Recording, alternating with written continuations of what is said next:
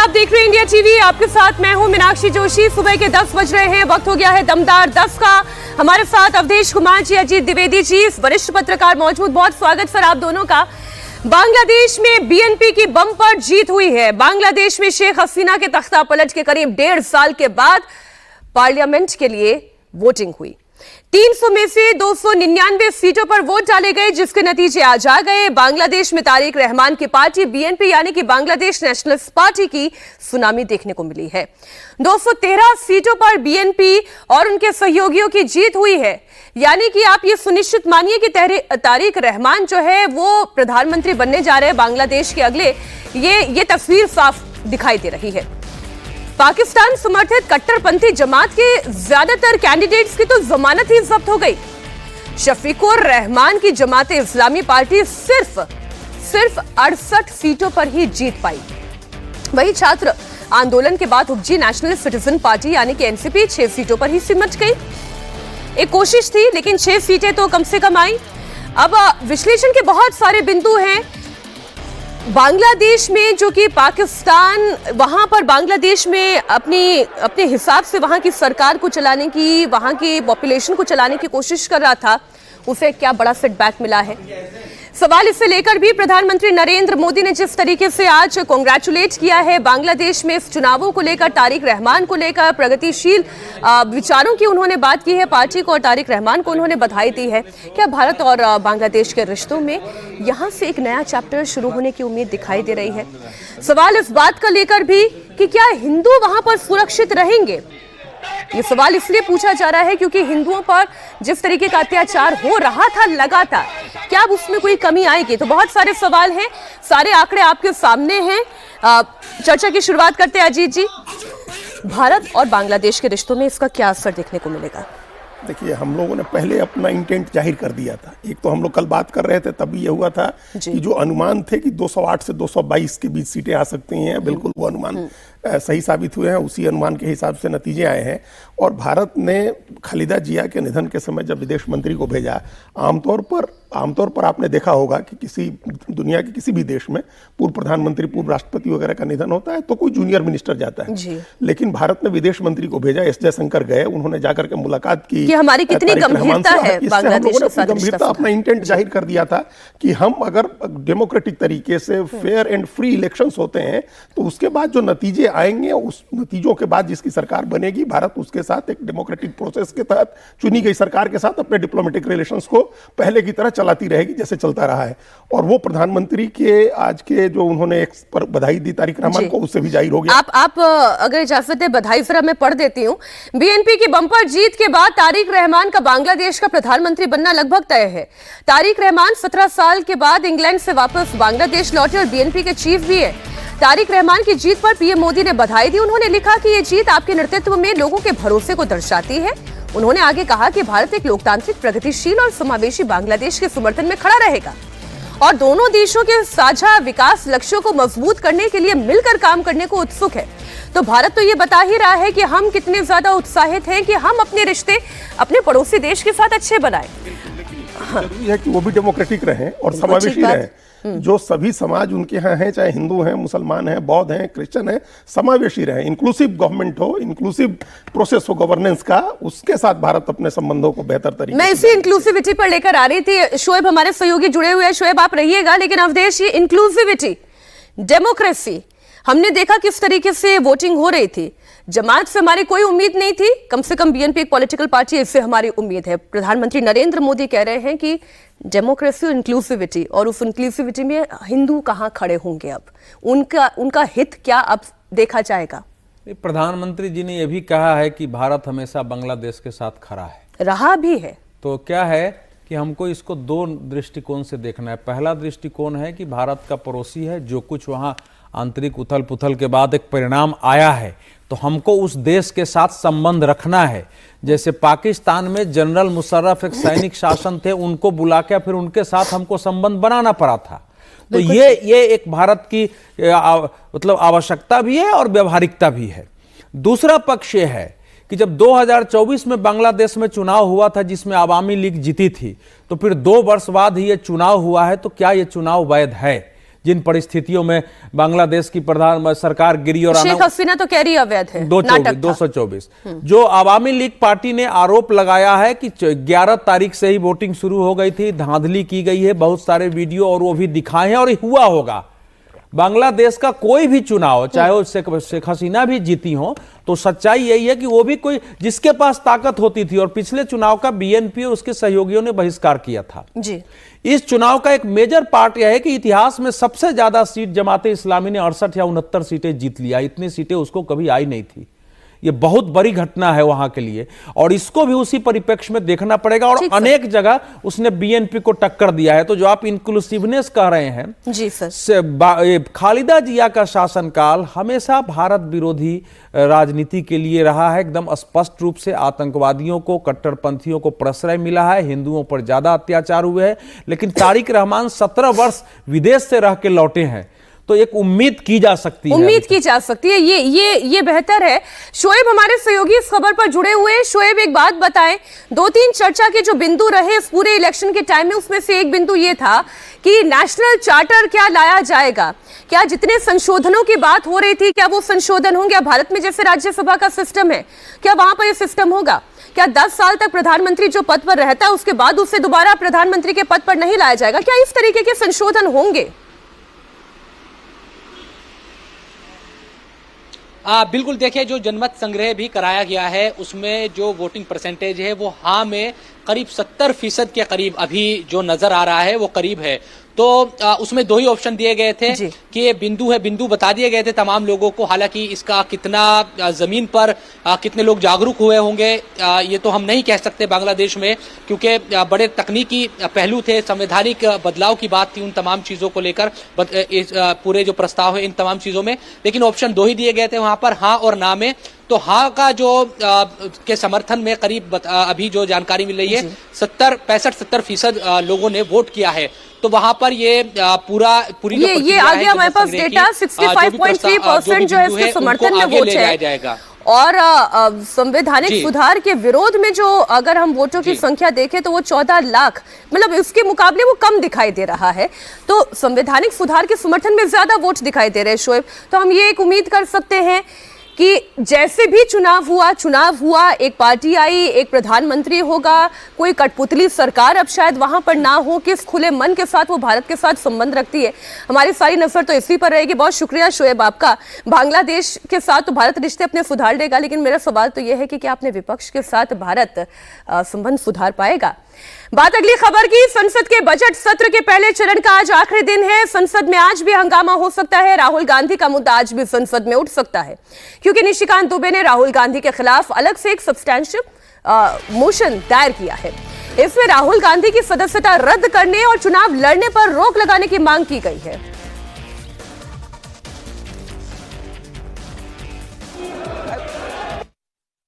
मैं रूल 352(5) और 353 में माननीय निशिकांत एक मोशन के लिए खड़ा हुआ। ये जो लीडर ऑफ द अपोजिशन है राहुल गांधी सर, ये अर्बन नक्सल की तरह बिहेव करता है और इसका सोरोस फाउंडेशन के साथ रिलेशन है, फोर्ड फाउंडेशन के साथ रिलेशन है। ये वियतनाम, कंबोडिया, बहरीन, थाईलैंड केवल देशद्रोहियों के साथ मिलकर जाता है और ये कभी चुनाव आयोग पर, कभी संविधान पर, कभी स्पीकर पर, जितने भी संवैधानिक संस्थाएं हैं सुप्रीम कोर्ट पर, उसके ऊपर आरोप लगाता है।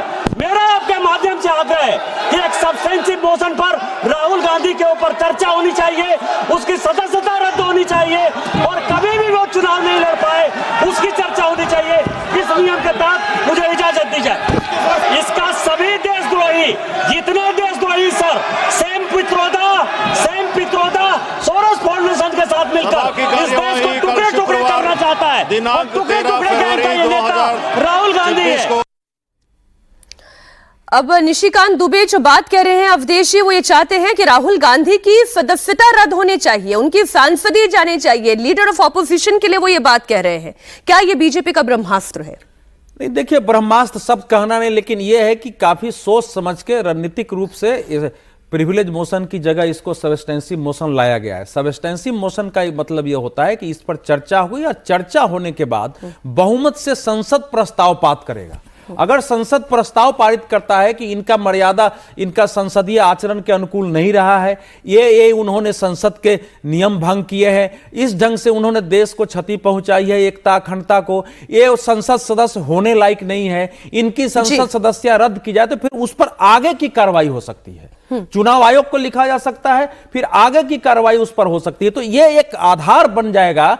पहली बार होगा भारत के इतिहास में किसी विपक्ष के नेता के विरुद्ध इतना गंभीर और एक प्रकार से उसके संपूर्ण जीवन के लिए एक स्ट्रिक्चर पास करने लायक, और हो सकता है उसको चुनाव लड़ने से बैन लगाने की ओर कदम उठाने वाला लेकिन इसका राहुल गांधी और प्रियंका गांधी पर कोई असर नहीं पड़ रहा है। वो इस पॉलिटिक्स के खिलाफ खड़े हुए हैं। लोकसभा में नेता प्रतिपक्ष के खिलाफ जो मोशन लाया गया उस पर राहुल गांधी ने रिएक्शन दिया। राहुल गांधी का कहना यह है कि उनके खिलाफ कोई भी कार्रवाई कर ले, लेकिन वो सच के साथ खड़े रहेंगे। आप मेरे ऊपर केस डालो, गाली दो, जो भी आपको करना है करो, प्रिविलेज मोशन डालना है वो डाल दो, कोई फर्क नहीं पड़ता। मैंने पार्लियामेंट हाउस में सच्चाई बोली है। आपको सच्चाई अच्छी नहीं लगे वो दूसरी बात है, देश सच्चाई को समझता है।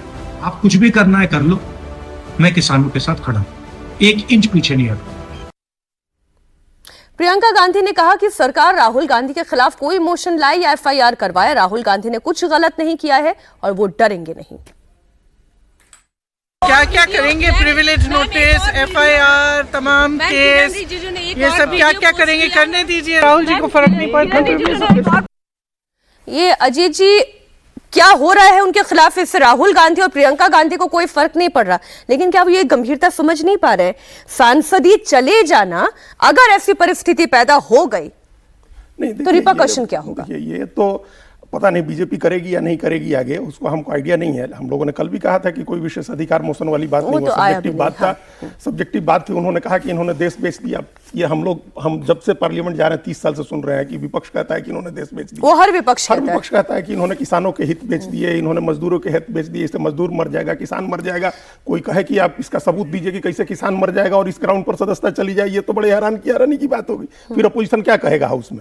तो इसलिए उसको घुमा करके सब्सटेंसिव मोशन लाया गया। ये भी हम देख रहे हैं, पार्लियामेंट में मौजूद रह के हमने देखा है जब 2005 का सब्सटेंसिव मोशन पास हुआ, जब पैसे लेकर के सवाल पूछने वाला मामला आया था और 10 सदस्यों की सदस्यता गई थी। पवन कुमार बंसल की अध्यक्षता में कमेटी बनी थी जिसने कहा, और 10 सदस्यों की सदस्यता चली गई थी 2005 में, उसमें सभी पार्टियों के एमपी थे। फिर एक और आया सब्सटेंसिव मोशन जब एमपी लैड्स का फंड बेचने के लिए एक चैनल ने स्टिंग दिखाया और उसके बाद कई सदस्यों की सब्सटेंसिव मोशन आया और उनकी सदस्यता गई। तो ये बजावता हाउस एकमत होता है, कमेटी बनती है, कमेटी जांच करती है, हाउस एकमत होता है, फिर उसके बाद इस तरह का किया ये कब तक हो जाएगा? क्योंकि इस सत्र का तो शायद अब आखिरी दिन है। आज आखिरी दिन है। अब इसके लिए क्या कमेटी बनानी होती है, कमेटी जांच करेगी, जांच की रिपोर्ट आएगी, सदन में चर्चा होगी, उस चर्चा पर वोटिंग होगी और उसके बाद ये किया जाएगा। तो सबसे पहला तो एक conscious decision Bharatiya Janata party को करना है कि क्या आप मुख्य विपक्षी पार्टी के सर्वोच्च नेता की सदस्यता समाप्त कराना चाहते हैं और उसको हमेशा जीवन भर के लिए वोट चुनाव लड़ने से रोकने का इरादा आपका है इस ग्राउंड पर कि फोर्ड फाउंडेशन से संबंध है। 1000 एनजीओ हम जानते हैं जो दिल्ली में फोर्ड फाउंडेशन के पैसे चल रहे हैं, सरकार को सब पता है। तो इस ग्राउंड पर आप कहिए कि फोर्ड फाउंडेशन से संबंध है, जॉर्ज सोरोस से संबंध है, तो इसलिए इनकी सदस्यता खत्म हो जाएगी। नहीं, आज का दिन का एक सेकंड सुनो, क्या है कि अगर विपक्ष को लगता है कि आसन पर बैठा हुआ लोकसभा अध्यक्ष ने संवैधान संसदीय मर्यादा के विरुद्ध आचरण किया है, आप सब अध्यक्ष के विरुद्ध अगर अविश्वास प्रस्ताव लाते हैं तो राहुल गांधी के विरुद्ध तो प्रस्ताव लाया ही जाएगा। क्या करे, मुंह देखता रहे। और केवल ये नहीं है कि आपने देश बेचने के लिए कहा है, एक अप्रकाशित पुस्तक को लेकर के देश की सुरक्षा पर, रक्षा मंत्रालय पर, प्रधानमंत्री कार्यालय पर, विदेश मंत्रालय पर बार बार आप प्रश्न ऐसे उठाते हैं जो देश के विरुद्ध जाता है, देश की एकता अखंडता को उससे खतरा होता है। एक सीमा होती है, मर्यादा होती है राजनीति की विपक्ष के नाते कि हम कैसी राजनीति करते हैं। 2005 की घटना में एक चैनल ने स्टिंग किया था, स्टिंग में आया था, हालांकि उसमें से ज्यादातर सांसद दोषी नहीं थे, हम सब लोग जानते हैं। कई सांसद हम लोगों के मित्र हैं, ईमानदार थे, लेकिन एक प्रस्ताव पारित हुआ, एक कमेटी बनी, उसने किया और सबसे ज्यादा बीजेपी की सांसदों की सदस्यता चली गई थी और वो बहुत गलत था उसमें। तो वो परंपरा बनी हुई है। अगर राहुल गांधी, देखिए राहुल गांधी ये जो कह रहे थे किसान के साथ है, आप डरेंगे नहीं, लेकिन आप अध्यक्ष के विरुद्ध आरोप लगाएंगे, उपराष्ट्रपति के विरुद्ध आरोप ठीक लगाएंगे, सर। तो दोनों तरफ बातें हैं ना। नहीं, ये इसलिए आज का दिन इस लिहाज से बहुत इंपॉर्टेंट रहेगा जो दोनों ही बातें हमारे दोनों गेस्ट ने कही कि क्या बीजेपी वाकई में ये चाहती है कि राहुल गांधी को चुनाव लड़ने पर ही उसकी रोक लग जाए, उनकी सांसदी चली जाए? क्या एक राय है? और अगर ऐसा है तो फिर राहुल गांधी के लिए ये बड़ा कंसर्न है।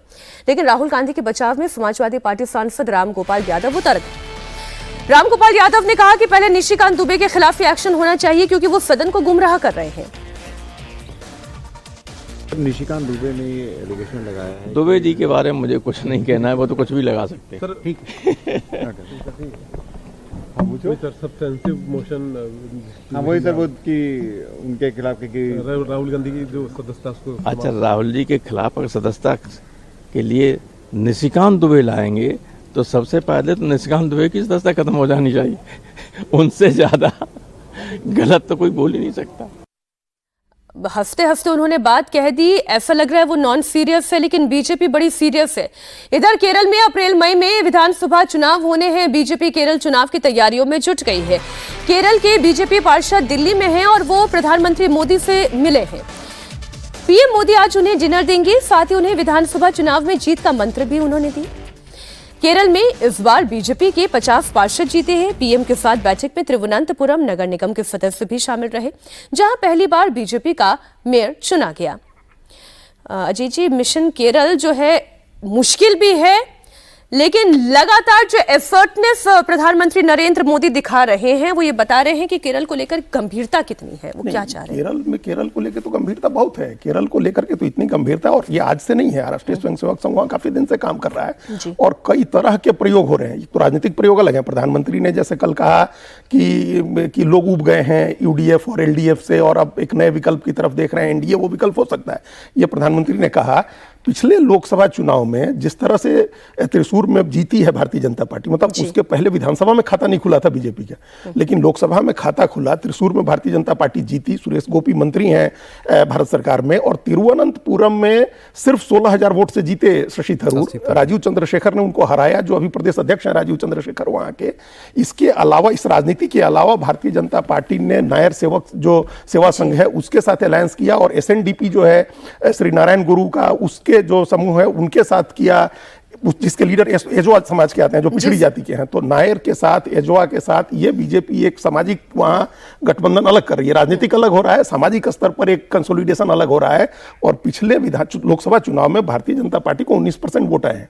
तो एक बहुत बड़ा वोट 11% से बढ़ के 19% हुआ है। तो ये कोई मतलब ऐसा नहीं है कि हवा में प्रधानमंत्री जो कह रहे हैं उसका कोई आधार नहीं है। बड़ी मजबूत स्थिति में है भारतीय जनता पार्टी केरल के चुनाव में। तो 50 बीजेपी पार्षद तो बीजेपी के पास आ गए। अब देखते हैं कि वो 26 में कितने विधायकों तक पहुंचेंगे। आज प्रधानमंत्री कार्यालय का एड्रेस भी बदल जाएगा। बड़ी खबर आपको दे दें, पीएमओ साउथ ब्लॉक से नए सरकारी परिसर सेवा तीर्थ में ये शिफ्ट हो जाएगा, जिसका उद्घाटन आज पीएम मोदी करेंगे। सेवा तीर्थ में अब प्रधानमंत्री कार्यालय, राष्ट्रीय सुरक्षा परिषद सचिवालय और कैबिनेट सचिवालय संचालित होंगे। सेंट्रल विस्टा प्रोजेक्ट के तहत बने इस परिसर को आधुनिक डिजिटल और पर्यावरण अनुकूल सुविधाओं से लैस किया गया है। तो पुराना पता साउथ ब्लॉक था अवधेश, लेकिन नया पता अब सेवा तीर्थ हो गया है। देखिए, आजादी के बाद चूंकि प्रधानमंत्री जी ने संपूर्ण सेंट्रल विस्टा प्रोजेक्ट में संसद से लेकर पूरा जिसको इंडिया गेट कहते थे वो सारे का स्वरूप बदल दिया है, मंत्रालय बदल दिए हैं, कर्तव्य भवन बन गए हैं। और ये कल्पना थी कि वर्तमान आवश्यकता और भविष्य के 50-100 साल को देखते हुए और भारत को जो विश्व में एक महाशक्ति बन के दुनिया का नेतृत्व करना है, तो उसके अनुरूप हमारे सारे ढांचे हो।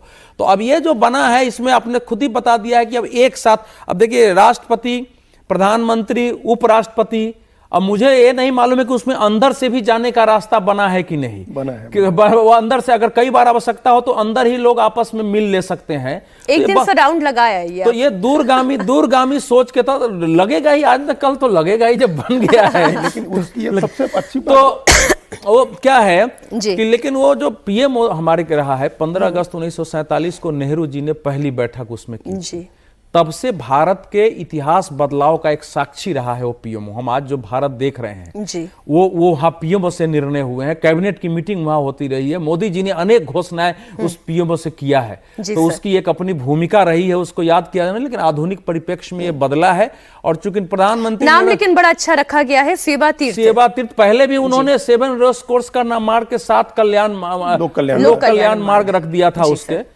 एक चलते चलते जी अभी क्या इसमें समस्या होती थी कोऑर्डिनेशन की। जैसे कैबिनेट सेक्रेटेरिएट काम करता था राष्ट्रपति भवन से, और जो नेशनल सिक्योरिटी एडवाइजर का काम ऑफिस काम करता था नीति आयोग के उससे, तो इसको अब एक जगह कर दिया गया एक कैंपस में, सेवा तीर्थ में ही सबका है, तो ये व्यवहारिक रूप से भी ठीक है, अच्छा है वो। अच्छा, चलते चलते एक खबर आपको दे दे। पश्चिम बंगाल में इसी साल चुनाव होने हैं और हर बार की तरह इस बार भी हिंसा की आशंका से आप इनकार नहीं कर सकते। बंगाल के मालदा में एक बंद कमरे में 10 देसी बम मिलने से हड़कंप मच गया। तुरंत पुलिस को इन्फॉर्म किया गया। पुलिस ने बम निरोधक दस्ते को बुलाया। बड़ी एहतियात के साथ बमों को कमरे से बाहर भी निकाला गया और खुले इलाके में बमों को डिफ्यूज किया गया। पुलिस को इलाके में और बम होने का शक है, इसलिए इलाके में एक बड़ा सर्च ऑपरेशन भी चलाया जा रहा है।